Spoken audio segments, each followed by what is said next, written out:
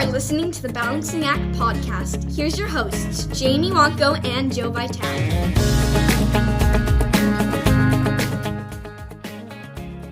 And we are officially recording. Hey, friend.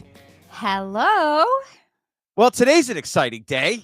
I mean, there are so many exciting days, but yeah. So welcome everyone back to the Balancing Act podcast. I am Jamie Wonko. I'm here with friend, you said, friend? Yeah, Joseph Vitale. Hello, Mr. Vitale. Nice to see you. It is nice to see you too. Today is a big day for us. We are launching with human content. We are very excited to, put our show with some other great podcasts, and we are appreciative of their help and putting us on their network and getting us out there. So if you are a new listener, thanks for joining us today, because, we've been putting the word out there that we're going to be going out to a wider audience. And if you're a regular listener, thanks for continuing to join us. We appreciate you.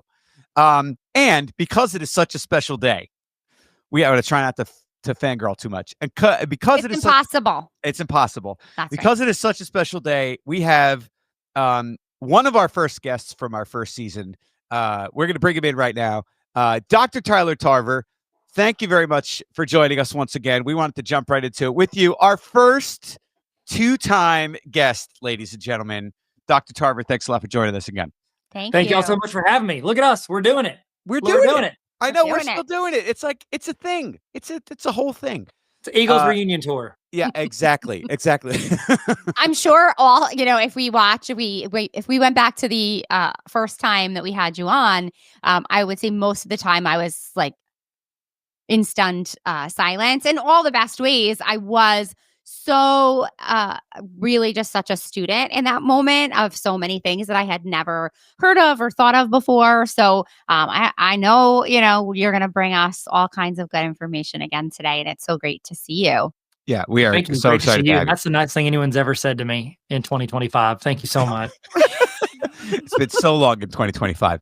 And Jamie, I mean, you look fantastic today after finding the touch-up feature in the settings. I mean, oh, thank you. When we were doing the online school thing for a long time, I realized that on Zoom, you can get yourself a glam filter. Oh. And then there would be like certain times when I would go onto Google Meet and it was like, and the kids were like, who is that lady? So also, I'm sure. I remember a couple teachers here, but I remember a couple teachers like that had ring lights, and you would see like the ring lights that pop. I'm like, Dave, you got a ring light, girl, on this meeting? Yeah, I know. And me, I'm just like, just do it. It is what it is. That's what I always say. I'm like, I do the like neck zooms on TikTok. Like it's the worst angles ever. Oh yeah. So yeah. Take me at my worst, have me at my best. So we are going to be jumping right into it. We're going to be talking a little bit about, AI, which is something that we did talk about last time when we had you on. But, a lot has changed in the less than a year that we had you on the show the last time. And we've had some other guests on, that we invite our new listeners to maybe go look up some of our older episodes with Dawn Wiseman and Jonathan Mast that have come on and talked about AI from both a marketing perspective and a teaching perspective and how to use it in our everyday lives. But man, like my head is spinning, with all of the changes and new things that have come about. And I know you've done a bunch of posts with Google and Gemini. And like, I guess I want to start out with like, what's the most like transformational thing that you think you've seen in the last, 6 months that really is going to make a difference in the classroom for teachers like Jamie and I? I think being able to curate what it's pulling from is the biggest change that it looks like ChatGPT and Gemini both have been really leaning into, and they're pushing is that they want to set it up. I think ChatGPT calls them GPTs and Gemini calls them gems. But then they also have Notebook LM, and it's like you are able to, because, if I ask, explain the fall of the Roman Empire, it's just going to go out to the World Wide Web and just find things and build something for me. But I like with those, I can actually give it a filter to run things through. So for example, I have a GPT, I have a Gem, and I have a Notebook LM for me and my content. And so with that, I've uploaded my Baller Teacher Playbook. I've uploaded my dissertation. I've uploaded links, specific links to my website and certain YouTube videos I feel like capture the personality I want. And then it takes all that, it molds it together, and then it runs it through that filter when I ask questions. And so it gives me an even more personalized answer through that filter. And I think that's where these companies are really leaning into, is that they want, for education, they want to build these tutors and these learning models, but through the filter of the parameters a teacher wants. Does that make sense? So 100%. it's like you could go find. Wait, what is Notebook LM? It is. Oh, it's great. So it's like a gym or a GPT, but it's even more confined. And so, like, I have a Notebook LM for YouTube education. So what I did was I uploaded like a 3-hour YouTube training I did. I upload my website, I uploaded my dissertation, was on like factors that predict viewer engagement in YouTube videos, and then my book. And when I ask a question, it doesn't just go find the internet, it runs it through those filters. And it cites, like, it has like little dots, and it'll cite where it's pulling that from. So if I went in there and I said, hey, build notes for a 2-hour training for English teachers on incorporating YouTube videos into their classroom, it's going to do it, but it's going to reference everything from what I gave it. Like, the page 87 of my dissertation, line 3, here's what we're pulling this from, but it's still going to build the answer I want. And so it's really great. Notebooklm.google.com. It's an awesome feature. I've also seen a lot of, there's a couple things that I've kind of come across in my email about, like, how Gemini is going to be integrated into, Google's platform. Like, Workspace is going to have, Gemini built right into it. I'm seeing like little things pop up in Google Classroom. It's already helping with things like email writing, stuff like that. Like, have you also seen any of those things in action working? Because I know that you do a lot of work as a Google innovator, right? So have you seen any of that stuff? Any sneak peek you can tell us about that, doesn't break a non-disclosure agreement and get you sued? Yeah. I mean, that's always the aim, not get sued. And so Google's fine. They got enough stock. They'll be fine. They don't need my money. So I have, that is their big push. And I think, honestly, that's their big advantage, because 98% of schools are Google schools over like Microsoft schools or something else. So they've already got the other programs you're using. Now they just got to figure out how to make it as easy as possible for Gemini to be incorporated in there. It's already in Google Docs. It's already in Gmail. They're putting it in Classroom. Like, they're putting it into everything they already have. It'll be built into YouTube. You're going to be able to go to a YouTube video and, essentially, I mean, you can already do it through other applications, but they'll have it built in on their own, where I can have a conversation and have a personal tutor and ask it questions about the video, and it filters through that video. So, like, they're going to they're already winning everything else, and they're going to put in there, we're not even going to call it Gemini. We're just it's going to be a part of what it is. We don't call it, when we do call it the comment section, but you know what I mean? Like, we don't have names for those little assistive things that are on there. It's just going to be built in, and you open up an email, and this is the one I think they're going to do, because I was doing a talk with them. They let me have like early access and some stuff. And I was like, I want you guys, and I hope there's an NDA, Google, sorry. Actually, no, it's from my thoughts that I could just interpret their eyes. So they were like, what would you want? I go, I'm tired of email. I said, you have 15 years worth of my emails, replies, how I talk, like me. All right. And so it's like, I want to open an email, and the draft is already created in my voice with what I'm probably going to say. And it knows my calendar. If I can meet, I can't meet, like, it's going to do it all for me. And I just got to read it over and be like, yeah, that's not enough exclamation points. I need to put more exclamation points, because I'm a psychopath. I'm a crazy millennial who exclamation points every single sentence. And so, like, I'm going to go, but it'll know that, because it'll put it in there for me. So, and I said, I want it to do a draft for me in my voice, not a robot, as me. Me, use it. Like, let me flick that switch over. And they just kind of looked at me like, it's coming, bro, chill. Like, that's what it felt like. I'm interpreting. I could be wrong, but I think they would, because that's their greatest advantage. Yeah, that's great. Yeah. And that seems totally possible from some of the other chats that we've had with other people about what, it can or cannot do. It seems, it's coming towards that fast. I hope so. I just wanted to save me time. That's what I want. Save me time. And not to jump right into it, but one of the things that I talked about when we were setting up, like, hey, let's record and talk about this, was I got sent a 60 minutes video from my wife who works in higher ed, and we were talking about things, and she sent it to me, and I'm going to encourage. We're linking that 60-minute story in our in the description for this podcast episode. So I'm going to even encourage our listeners, pause where you are, go watch that. It's about 10, 12 minutes. Okay. And then come back and listen to the rest of this conversation, because. And if you listen to it on 2 times speed, like I did, it'll only take you 6. Yes. But my goodness, like I really wanted to, I was so enamored and staring at everything when I was watching it. It goes over Khanmigo. Okay, which is a combination of not a combination of Khan Academy, but it's used within Khan Academy. Okay, and teachers. I mean, I think we all know what Khan Academy is at this point, and it basically creates an AI tutor for these students to be able to use, and the time saving aspect that it's going to put forth for the teacher is what I really want to talk about and dive into. I don't know how much you might have looked at or used that yet. But my goodness, some of the things that I witnessed it do and what it's going to be able to do with video recognition and stuff like that. I really want to, talk about how that's going to be transformational in the classroom. Cause I see us as we are literally on the end of the diving board looking in the pool. It's all this amazing stuff is down there, but there are some districts, our own, who are being very apprehensive with unleashing that potential. So I definitely want to talk about, what potential there is out there and how people like us, advocates for educational technology, can have those conversations to open up those avenues for our students in the classroom. That's you're exactly right. It's incredible what it's going to be able to do to assist students. I think, a lot of teachers, sometimes I get comments at my videos. I'll talk about an AI thing. Hey, this can do this for you. This can grade this. This can review your papers.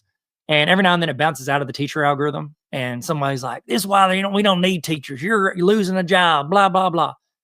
And I was talking to some teachers yesterday in Houston, and I was like, anyone who's ever taught in a classroom knows if you handed a kid a program and said, "This will help you.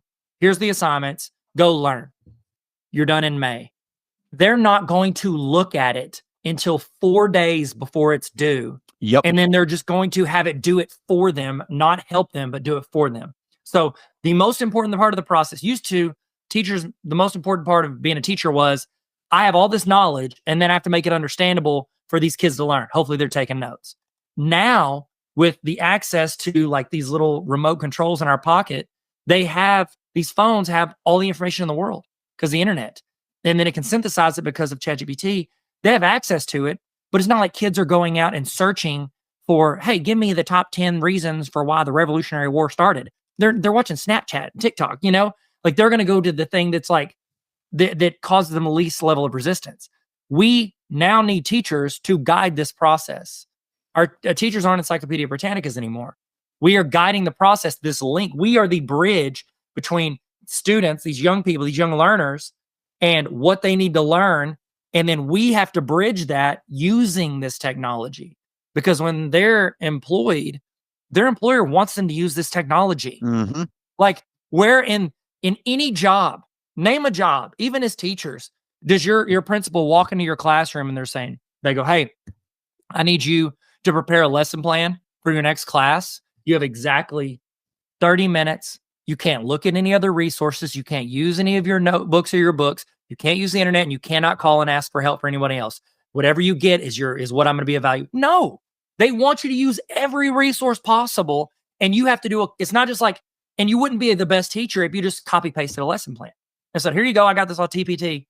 Here you go, kids." Or if you use ChatGPT to build the lesson plan, you are the link on applying what technology can build you, and then sandwiching that with what you know as a human and what you want as an output. And I think they talked about in the video, we need that balance of human interaction for students to help use this technology and leverage it to also learn. Sorry, I've talked too long. No, it's fine. Not at all. Please. And for me, I think part of it, especially having, taught language arts for so long, not just obviously having it to be able to sort of read and help you go through, because anybody who's had 100 essays that they need to read and go through it, not just that as a time saver, but in the last, I'm going to say 10 years, maybe more, the move for data analysis has become, or as I like to say, data analysis. Ooh, It's not fancy. really, Claude. it's not my Claude.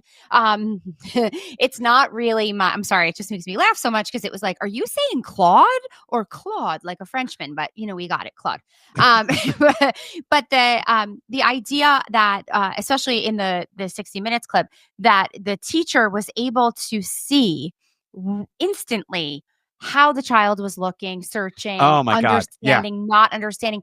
The feedback on that is the missing link to what we certainly do not have time to do and but want to, and then it's like, oh, I don't and I can't. But or if you're like me and you're not really necessarily like a numbers person, it kind of takes a lot of that away, because like, it's instant and it's right there and you can do it for each child, especially like if you're And somebody in like real me that time. sees over 100 kids a day. Yeah, absolutely. In That real was time. literally floored me. When you as a teacher can go into Khanmigo and after your class is met, and you can go in and you can look at it like a control panel, if you will, and see all your students and then look at what kinds of questions they were asking, how they were eliciting those responses, how did they respond to the responses? Because the Khanmigo tutor also will ask you questions to ascertain if you are learning the material so you can get a deeper dive into it yourself. So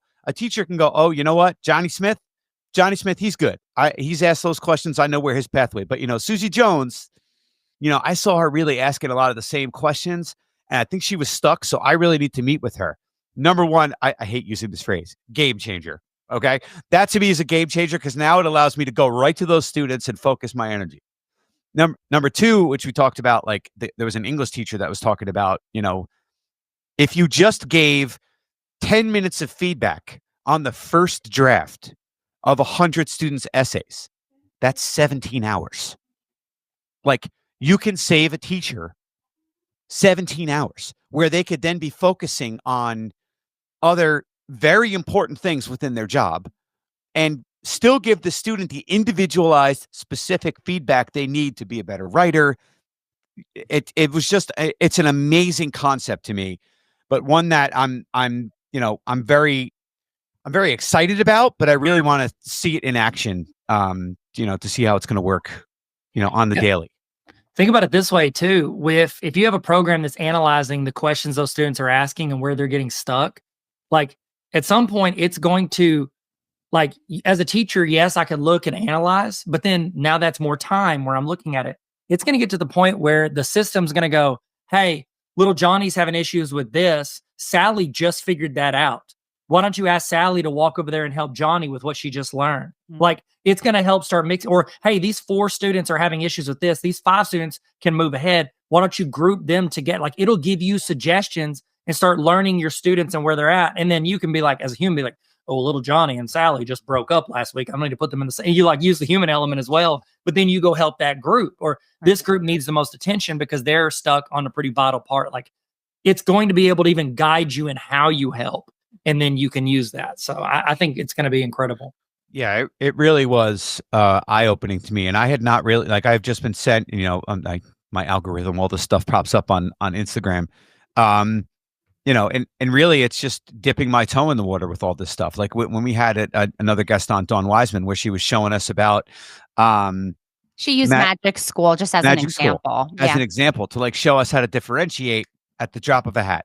Like that's going to help me in my classes to be able to reach those kids that are having academic difficulties, so I can take that activity differentiated in a way where they're going to be able to understand the material. I think the other point from the 60 Minutes episode was about the Great Divide as well, because it really struck a chord with me. My son is a junior in high school. He's taking a math class. And I probably have mentioned this before, but he has never had trouble with math until this year. And I hate to be a teacher blamer, but it's sort of one of those situations where it's like, figure it out. And if you're not passing the tests, maybe go to a lower class, which, is not a great response. But hey, it happens, right? And I always think like, well, maybe that person's having a really bad year. You want to try to like give allowances. But what did I do? Because I can we have someone who he's working with, and he's been able to have a one-on-one personal tutor. And that is a financial issue across the board. Not only is it a financial issue, but it is also a connecting problem as well, because you don't always, like, parents don't always know how to find someone, or they can't fit it into the schedule, or they, it just doesn't mesh well for the child. So in that situation, when they were talking about that one-on-one, I was thinking, oh my goodness, like, my kid would benefit from that immediately. And it would be really nice to, have that money. It's like, even if you have the money, it's like you don't have, it's like you don't always have the money. So, so I thought that was really interesting as well, and would benefit so many kids. I completely agree. Yeah. Yeah, I think one of the no, it was really well put. I completely agree. Like the amount, because that's the thing. Like when I was teaching, when the students left for the day, I'm like, okay, well, I hope they got it. You know what I mean? I taught math, so it's like if the problem was a little off, if it didn't click, I'm like, oh. And then we come back, and now I want to help them. I spent 10, 15 minutes just helping with the homework that I couldn't help with at night. And so it's like having something there that could guide them. Like I remember at the time, it was like early, mid 2000s. So like sometimes my students would like tweet at me and be like, hey, Mr. Tarver, can you help me with this problem? And I would like try to do it on my iPad and like send them a video, like working the problem. But then, it's so much better. It can be super helpful if used in balance. Right. Yeah. I mean, and I think Joe mentioned earlier, so we have, our district is, I don't know if it's like an absolutely no way, or it's just we have a gigantic school system. And so often the decisions that are being made, are going to affect. We live in a town with about 100,000 people. We have about 14,000 students in our school district. There's, 25 schools. So I think, I can see, I always try to put myself in the other person's shoes of like, okay, I'm trying to make this decision. And there are so many people that this can be affecting. You don't want to do anything, too rapidly, or, but at the same time, how do you, we're all kind of doing it anyway. I hear different versions of, who's using a recipe, who's, you have to explain something to like, our dog died. How do I explain it to my child? And, people are getting all sorts of different answers to questions, that they may have had to struggle with before. So, Joe and I are very interested in trying to use it with our students. We're just not able to directly yet. Everything is blocked on student devices. Even like if I go to certain tools on a district device, it's blocked for me. Mm-hmm. Now I could use my personal device, of course, and do all that stuff on my own. But I don't like to mingle church and state, right? I like to keep my work life and my private life separately, which is an important thing for me. But I just feel we're missing the mark. Like there's so many things that we could be giving our students access to that we're not giving access to. And it's like, well, they're cheating. They're going to cheat on that. Nope, they're going to cheat on everything. And no, if you properly teach them how to use it, one of the things that I was listening to, earlier today was like elevators. Before 1970, there was an elevator attendant, and then they took them away because the process of having an elevator became automated, and you hit a button and you went up to the thing, and people were like, "Ooh, I don't know if I could do this without a person in it."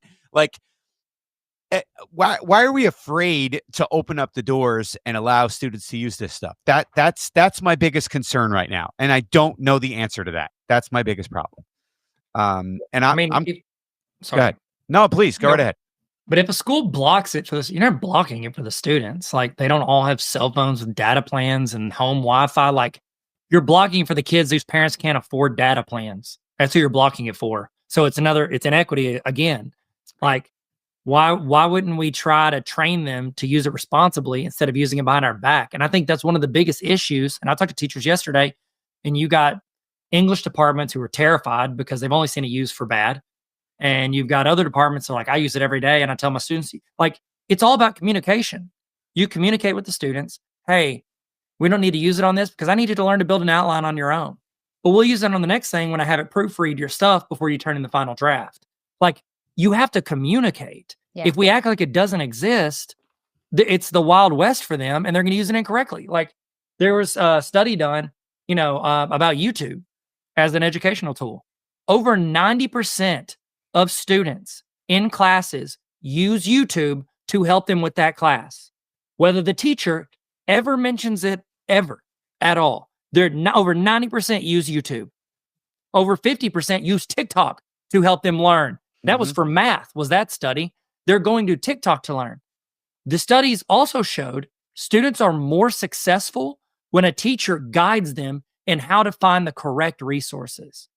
If we don't, they're just going to go, it's us in 2003. Oh, this Wikipedia page is pretty cool. Copy paste. You know what I mean? Like you have to teach them and guide them on how to validate these sites and these sources, or you have what you've had the last, 5-6 years where people are like, oh, I read on a website that giraffes built the pyramids. I'm like, what? You know how the internet works, right? I could build a website on that in 12 minutes. Right. Like, less than that. And send you pictures. Yes, and have pictures and a full write-up, and it can look legit, and I could cite links to stuff that doesn't exist, but you're not clicking the link.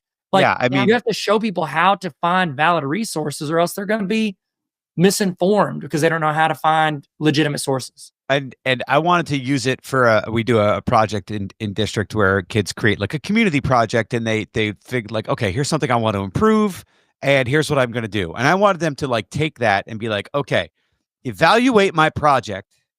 Give a prompt that they're going to put in there, basically, and basically just to summarize, evaluate my project and tell me where it could be improved. That's what I wanted them to be able to learn from it. So now you could take your project of what you're going to do for the community and get suggestions on how to make it better, instead of me reading through 100 drafts of projects to give feedback on every student.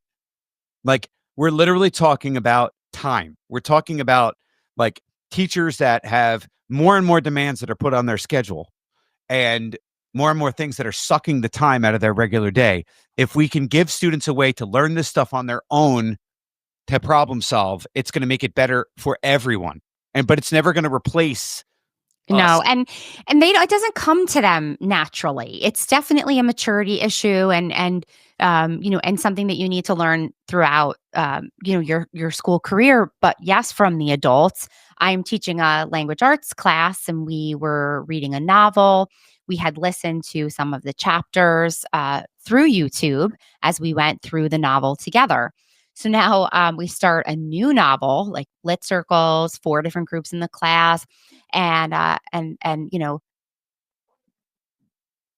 today, hey guys, you have your homework?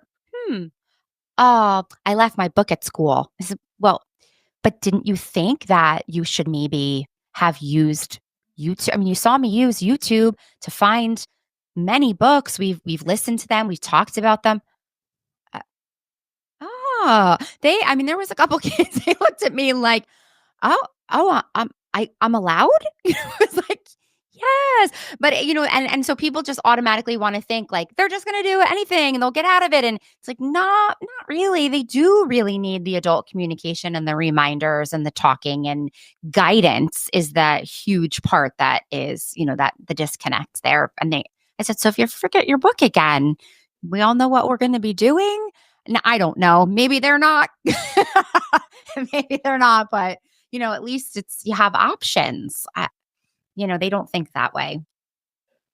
No, they're going to take the path of least resistance. It's like a sub's there and the sub doesn't tell them to look at the board to get their assignment. Like, oh, nobody told us to look at the board. You know what I mean? Like, they're kids. It's not new. It's not social media's fault. It's been like that since the dawn of time. Were told to do something they didn't want to do. Like, it's literally like that's their age. They want to chill and hang out with their friends, and depending on the age, talk to boys, talk to girls, whatever. Like. Yeah. They don't care. They don't see the value as much. Some do, but you know what I mean? Yeah. Like, you're always battling that and trying to show why it matters to them. Like, that's a big part of a teacher's job too, is the motivation side of it. Oh yeah, totally. I think one of the things that we would love your advice on, and I do not plan on dying on this hill, even though I feel it's very important. What can teachers who are looking to have, a school district or a principal, loosen up the reins a little bit in regards to these AI tools? What can we say? What should be a part of that conversation when we go and have conversations with stakeholders about making those changes for their classrooms. So the question is, what should teachers do in the conversation with students or with the administrators? With administrators. If a teacher decides, you know what, I really want to talk about this, I'm passionate about it, I think my students should be using it in the classroom, what should they be saying to get administrators to open their eyes and say, you know what, I really need to start thinking about this from a different perspective? Well, I think the important thing is, one, you walk in with the learning goals, the thing we're supposed to write on the board every day. Look at the learning goals. If your learning goal is for students to memorize something, what are some of the best ways to memorize stuff? Related to something I already know that I care about. Like if I want to learn about historical figures from the American Revolution, related to a TV show and characters so that I can learn it. If, most of us can't recite a page out of a book, right? If I asked you guys, hey, can you recite an entire page out of a book? Most of us are going to say, no, probably not. But if I asked you, hey, do you know all the words to any song? Like one song, do you know all the words to it? Yeah, ISS Baby, of course, we all know the words, okay? But if there's one song that you know, guess what? In an average song. I mean, I can perform anything from Wicked. Would you like me to try? Right now, yes, I do. Just stop. No, I'm down. Opening scene. No one wants the wit. No, I mean, all day, but yeah, it's all totally right. Yeah. Totally right. So just show them how to learn. Show them that it can help students learn based on the learning goals. Mm-hmm. And that's the thing. Most administrators, because I've been a principal. 90% of your time when you're working with students, it's because the student did something wrong. And so the students that get sent there are the ones that copy pasted the question into ChatGPT, got the answer, and copy pasted and submitted it. Like that's the only way they know it if they haven't seen it. So I think you've got to start by showing them like, hey, do you think this would help you learn? If you were trying to learn this, do you think this would help, my students be better at this if they were able to use this? Like we talk about how important differentiation is. You can't do it. You don't have time unless you use tools like this. And, we were talking about the writing, and in the piece on 60 Minutes, Anderson Cooper had like an essay that he wrote when he was in the 6th grade, and they typed it in and they put it in there. But one of the things he actually did was he had it, he was asking for feedback. What do you think of this now? Oh, you connected it to a time later in your life. That's so much better than what you put before. And it gives him feedback, right?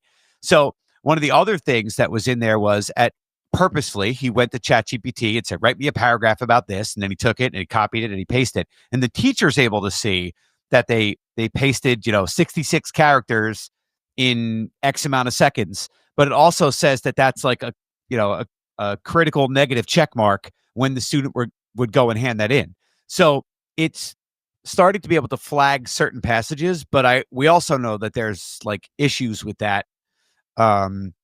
Where like you could take the Constitution and upload it to ChatGPT and it'll say, it was written by AI, but it wasn't, because we all know that it wasn't. That's and I'd like to say, or was it? I know. Or was it? Did we check TJ's search history? I know we might have. I almost want to go back to the Ice Baby content, because I'm thinking if we did karaoke, that would be the song that Dr. Tarver would do if it were karaoke. Yeah. Come on. If I'm being honest, that is the song I do for karaoke. If I'm doing a karaoke, and here's what I do. I've done this on a couple. We went and did ISTE in New Orleans. You didn't ask for the story. I'm giving it though. Okay. And I went up there because everybody does. There's like, I'm not musically inclined. I'm not good at music. I don't know the words, but I call it 3 chunks of the song. Okay. All right. Stop, collaborate, and listen. Everybody knows most of that one. It's the second and third one that get impressive. So what I did was for karaoke, and I do this for my friends because I don't know the rest of these people, and they're, whatever. And so I get up there and I have the microphone and I do like, all right, stop, collaborate, and listen. This is back. And I look like I'm reading every word. And I'm just like sitting there looking nervous. And then as soon as the second section hits, like where it's like, take heed, because I'm a lyrical poet. I literally act like I'm, I don't know, Will Smith on stage. Like I get up there and like everybody, it was the one time I did it, it hit. Okay. All right, Jamie, what would be your... I did it twice. Second time they were too drunk. They didn't even realize I changed. Nice. Jamie, what would your song be? Yeah. Oh, there's so many. Well, there's not enough. There's some. You have to pick one. If you had to pick one, what would you pick? Because I have mine. For a karaoke song? For a karaoke song. If we were at a bar, we do a karaoke. What would I don't you know. do? Come back to me. Oh, I would absolutely do the Humpty Dance by Digital Underground because I know every single word. Okay. It's one of my favorites. And that's go. that's no. This will be on YouTube forever. And my students will find it, and I'll be ruined. No, but that was my jam back in the day.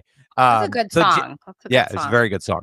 I mean, Jamie, there's constantly music coming out of your mouth, so I wouldn't even know where to begin with you. I mean, right really, now, my answer is like it depends on the week because right now I'm in a Wicked season, so it's just all Wicked all the time. Yeah, I mean it's my Wicked season. I can't. I perform I perform daily, multiple shows a day, and my daughters. I have twins; they're 12, and they always tell this story of like during COVID. Remember when you locked us in your bedroom? I'm like, oh, don't tell this story again. And you made us listen to you sing the entire musical Gypsy. And I was like, oh, that happened. COVID was a weird time. Okay. It was a weird time. For that. But I can't say that, I feel like every time I get in the car, it's a performance. So there's just, to me, it would always be some kind of musical theater song, but Humpty Dance, I could join in on that. It's a jam. It's a jam from back in the day. It's a jam. Anyway, Slade, someone said. I know. I'm sure that I went to Slay the house down boots. I was there in Philadelphia a couple of years ago, so I didn't. Next time if we're at the conference at the same time, we might have to get liquored up and do karaoke. That'd be a lot of fun. I got to be peak performance out there. Okay, this is not a game to me. This is not a game to me. Okay, I'm here. There's scouts in the audience. I'm going pro. Okay, that's all I've ever wanted. Scouts in the audience, he says. Awesome. I love every minute of it. Anyway, no. This conversation is one that happens in faculty room, not about karaoke, about AI. It's conversation that happens in faculty rooms, in across the dinner table. I really think that we need to focus on meeting students where they're going to be instead of meeting them where they are. And these things that we're not using in the classroom, I think, like you said, are ultimately detracting from the learning process. We can make it better and level the playing field for those kids. Yeah, it's skills they're going to need in the workforce. Just like, oh, you don't need to use computer, just read. Yeah, reading is great. Books are great. But a lot of jobs use technology and they're at a deficit when they go in. They're like, oh, I can't use that. Or I don't know how to do spreadsheets. Like, give them the tools to succeed. And in this world, like there's no boss in this world that's like, hey, we need you to write, 3 articles a week. Well, I can write it with my bare hands. Okay, cool. I can write 15 articles a week. They're better and I can produce more because I use ChatGPT to assist me. Not doing it for me, but assist me. Yeah. We're going to hire a second person every time. Assistant, not replacement. Assistant, not replacement. Yeah. Do you, like in regards to higher ed, like colleges and stuff, I don't know how much you're in that realm at all. Like, do you see some of the same conversations happening at the college level? Is there more of a willingness for colleges to kind of open up the gates, if you will, to allow students to really utilize these tools in their daily learning? Or if it's not something you're familiar with, no, not at all. College professors. I worked with a school yesterday who was really great. So I'm not talking about them. It was a college I worked with yesterday. They were actually, a lot of them were open to it, but it's like they've only seen it because they have even less communication with the students. I feel like, I mean, yes, there's some community, but you guys know, there's way more community in K-6 especially, but 7-12, like see them in the hallways, at games, at pep rally. There, it's like they bounce in 3 days a week or twice a week. You know what I mean? Like they have a little bit more communication and it's just, they have to. College professors though, it's almost like this, I'll just stick it in, turn it into a comm, you get 40%, you fail. I'm like, and I told him yesterday, I was like, there's false. Like you're going to fail kids that did not use AI. And there are kids that you'll put in there and it'll say they didn't, and they definitely did. I go, it's like, you've got to find a better way. And so it is a conversation in higher ed. And I think it's a little further behind. It's like most things, like it's a little further behind in higher ed than it is K-12. But there are the colleges that are streets ahead. They are having that conversation. Yeah, my wife actually sent me a TED talk with the CEO of Turnitin.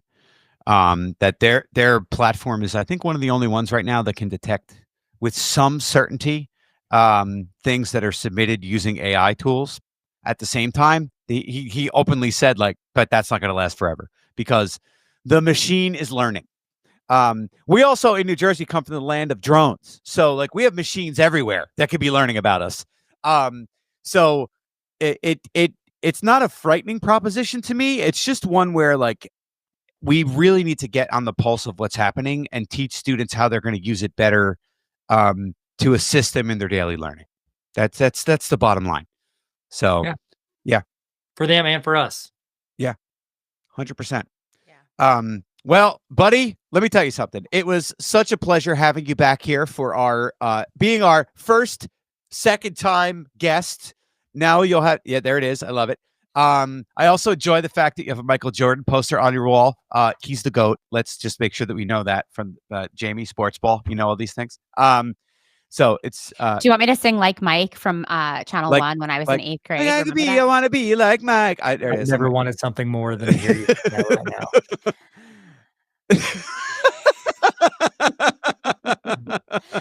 You know what? I mean, I guess that could be a karaoke song. Oh man, remember that commercial? That was a jam. I dream outside. I dream I'll be like Mike. Oh man, that woman every morning she take me there. That commercial. Dear Lord. Like I said the last time you were on, if you are not following Tyler Tarver on all of the socials, you should be. And check out Tarver, www.tarveracademy.com for not just all things Tyler Tarver, but things that are also my favorite thing, free. Because he has a lot of free things that can help you, teachers and students, to learn things that might help you. So please check out his resources. And we also want to thank Human Content. We appreciate you, Human Content, for taking us on and giving us a chance to grow our show a little bit. And we look forward to seeing you guys the next time. Thanks again for joining us, Dr. Tarver. We appreciate you, Dr. Tarver. Thank y'all for having me. Excited. All right. We'll see you guys next time on the Balancing Act podcast. Bye.